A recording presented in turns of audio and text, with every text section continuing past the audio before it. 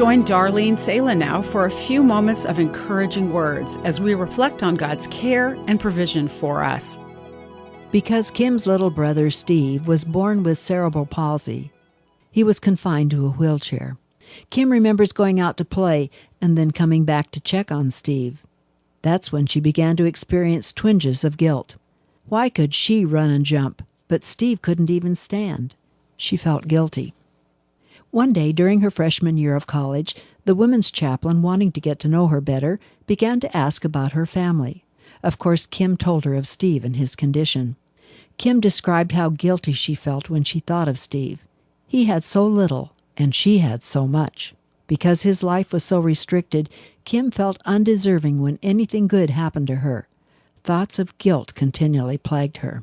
To her amazement, the chaplain exclaimed, "Kim, now I understand why you're such a special person. It must be because of Steve." The chaplain went on, "You're sensitive to others, you take the time to connect with people, you truly care about those around you. People aren't just born that way, Kim.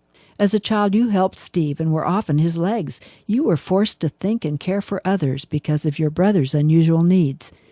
It seems to me that Steve is one of the greatest gifts you've been given." That day, Kim began to look at her life differently. She had not fully recognized the gift her brother had been in her life. She was able to forgive herself and let go of the guilt she had carried. Kim said, "I understood so little growing up with a handicapped brother. Yet God has so tenderly crafted me to be exactly what He wants and needs me to be." Romans 8:28 says, "We know that in all things God works for the good of those who love Him, who have been called according to His purpose." Those words were true for Kim, and they're true for you too.